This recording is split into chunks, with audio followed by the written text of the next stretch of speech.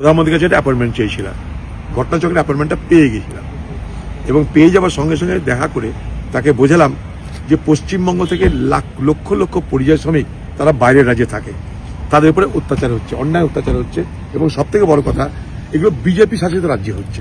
এটা আপনাদের দেখা দরকার যে উড়িষ্যায় যে ঘটনা ঘটেছে, আমার জেলার একটা ছেলেকে জুয়েল তাকে পিটিয়ে মেরে দেওয়া হয়েছে উড়িষ্যাতে। আমি আপনারা জানেন কিছুদিন আগে আমি পানিপথেও গেছিলাম এই পরিযায়ী শ্রমিকদের জন্য এবং আমি আগেও আগামী দিনে উড়িষ্যাতেও যাব এই পরিযায়ী শ্রমিকদের জন্য। আমি বাংলার পরিযায়ী শ্রমিকদের উপরে কোনো অত্যাচার কোথাও হলে, কোনো রাজ্যে হলে পশ্চিমবঙ্গ সরকার কি করবে জানি না।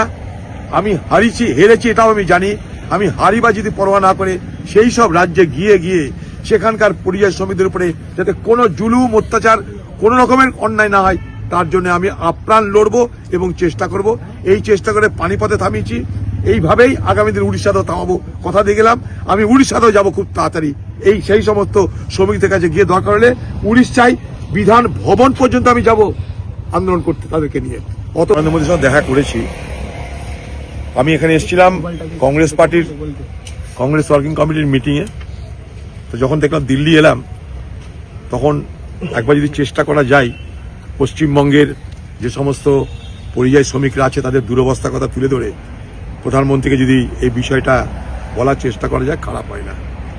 আমি সেই জন্যই প্রধানমন্ত্রীর কাছে একটা অ্যাপয়েন্টমেন্ট চেয়েছিলাম, ঘটনাচক্রের অ্যাপয়েন্টমেন্টটা পেয়ে গেছিলাম এবং পেয়ে যাওয়ার সঙ্গে সঙ্গে দেখা করে তাকে বোঝালাম যে পশ্চিমবঙ্গ থেকে লক্ষ লক্ষ পরিযায়ী শ্রমিক তারা বাইরের রাজ্যে থাকে, তাদের উপরে অত্যাচার হচ্ছে, অন্যায় অত্যাচার হচ্ছে এবং সব থেকে বড় কথা এগুলো বিজেপি শাসিত রাজ্যে হচ্ছে।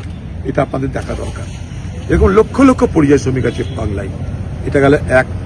2 নম্বর হচ্ছে আমি এটাও বলেছি যে মতুয়া সম্প্রদায়ের মানুষের ভোটাধিকারের কথা এবং আমি এটাও আপনাদেরকে বলছি যে উড়িষ্যায় যে ঘটনা ঘটেছে, আমার জেলার একটা ছেলেকে জুয়েল তাকে পিটিয়ে মেরে দেওয়া হয়েছে উড়িষ্যাতে। আমি আপনারা জানেন কিছুদিন আগে আমি পানিপথেও গেছিলাম এই পরিযায়ী শ্রমিকদের জন্য এবং আমি আগেও আগামী দিনে উড়িষ্যাতেও যাব এই পরিযায়ী শ্রমিকদের জন্য। আমি বাংলার পরিযায়ী শ্রমিকদের উপরে কোনো অত্যাচার কোথাও হলে, কোনো রাজ্যে হলে পশ্চিমবঙ্গ সরকার কি করবে জানি না। আমি হেরেছি এটাও আমি জানি।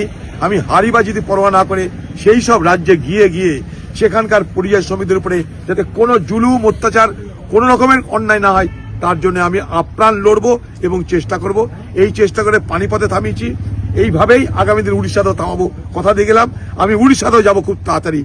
সেই সমস্ত শ্রমিকদের কাছে গিয়ে দরকার হলে উড়িষ্যায় বিধান ভবন পর্যন্ত আমি যাব আন্দোলন করতে তাদেরকে নিয়ে।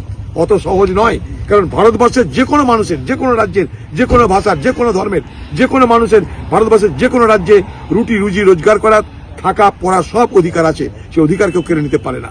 সে অধিকার যদি কেড়ে নেওয়ার চেষ্টা করে, পশ্চিমবঙ্গ সরকার কি করবে জানি না। পশ্চিমবঙ্গ সরকার কলকাতায় কাঁদবে, পাড়ায় পাড়ায় কাঁদবে, কিন্তু যে রাজ্যে ঘটনা সে রাজ্যে যাবে না তারা, কারণ তারা এটাকে ভোট নির্বাচনের ইস্যু বানায়। আমি নির্বাচনের জন্য নয়, সেই সমস্ত মানুষদের উপরে, সেই সমস্ত পরিযায়ী শ্রমিকদের উপরে অমানবিক অত্যাচার হচ্ছে তার মোকাবেলা করতে যাব আমি।